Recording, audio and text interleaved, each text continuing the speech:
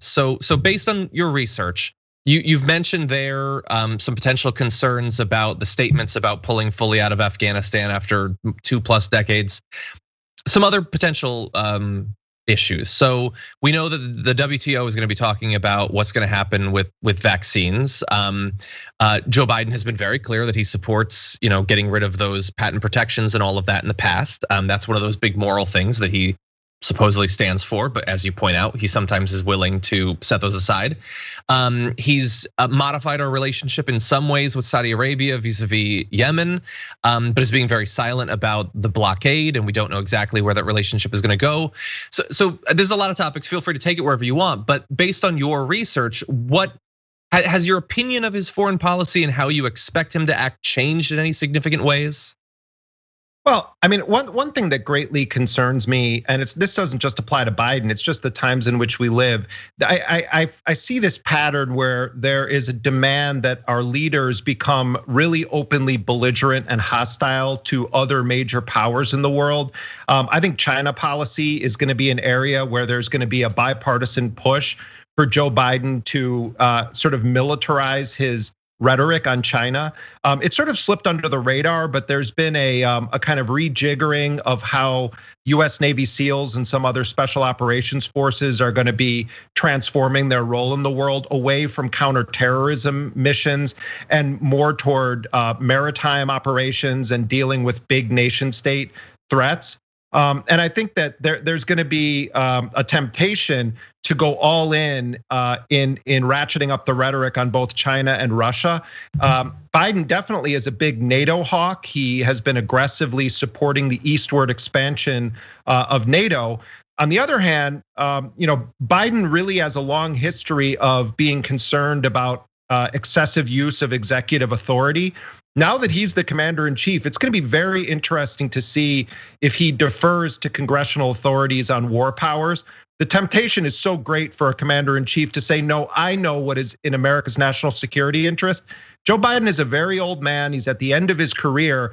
If he were to just flush down the toilet 50 years of work on trying to confront executive power abuses and war powers, it would mean that it was decades spent on a mission that he just decided at the end wasn't worth it. So I'm going to be really curious to see how Biden takes it in terms of both China and Russia. Also Iran, Biden was a key player, as was Tony Blinken, his Secretary of State, in securing the Iran nuclear deal that Trump abandoned and crushed into a million little pieces. It's going to be very interesting to see if Biden and Blinken try to add more conditions on the Iranians or are willing to go back and say, let's reset this to where we were and move forward, which ultimately I think is crucial to how we end the slaughter and the genocide in Yemen. It's a two-pronged approach. You have to stop the Saudis, who for a long time were doing this entirely with the support of the United States, and only recently that started to shift. But also Iran has been drawn deeper into Yemen because of Saudi Arabia and because of US policy. So if Biden wants to really think big on this, he could make a negotiation with Iran also include aspects of our Yemen policy, particularly if Biden does actually cut Saudi Arabia off. It's a tough battle that Congress is going to be waging on this, and it's all about human rights activists and anti-war activists who have forced this issue. But if Biden cuts off the Saudis and shows a willingness to negotiate with Iran, I think we could see some really positive aspects to his presidency. Yeah, I think that's a great point. One more quick question, just because I'm having fun. So you have Biden as a figure, then you also have the political context, and the Senate recently, over the past few years under Trump, showed a willingness to re-engage with the War Powers Act and try to exert themselves in some of the conflicts that we're talking about. Actually, just your sort of political gut. Do you think that that's going to continue when we get to that crisis moment?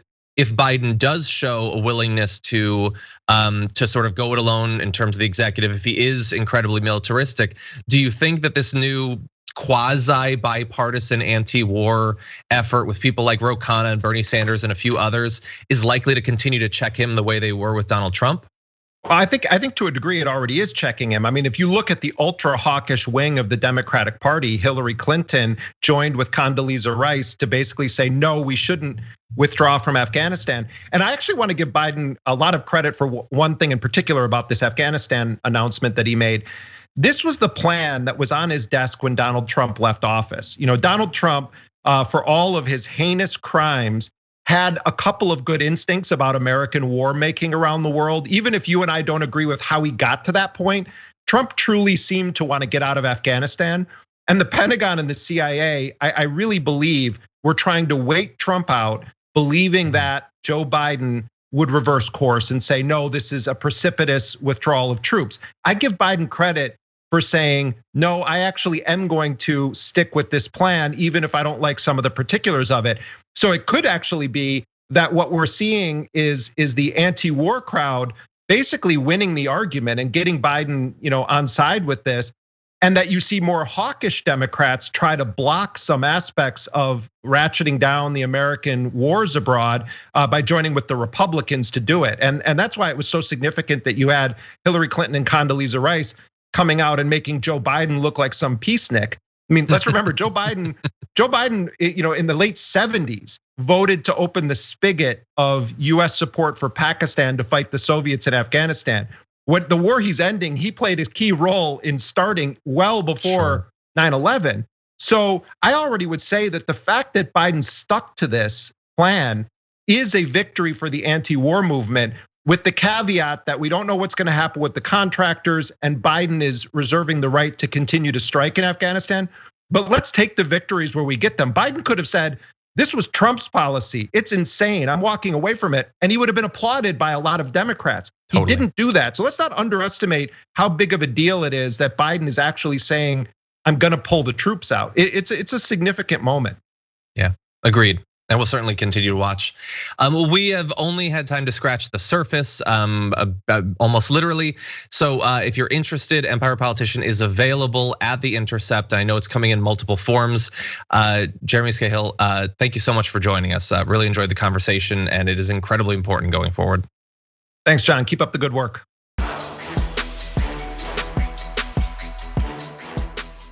For more political news breakdowns, interviews, stories of activism, and me trying my hardest to care about the occasional big celebrity news story, subscribe to our YouTube channel at youtube.com/The Damage Report. And you can ring the bell wherever it is so you don't miss anything.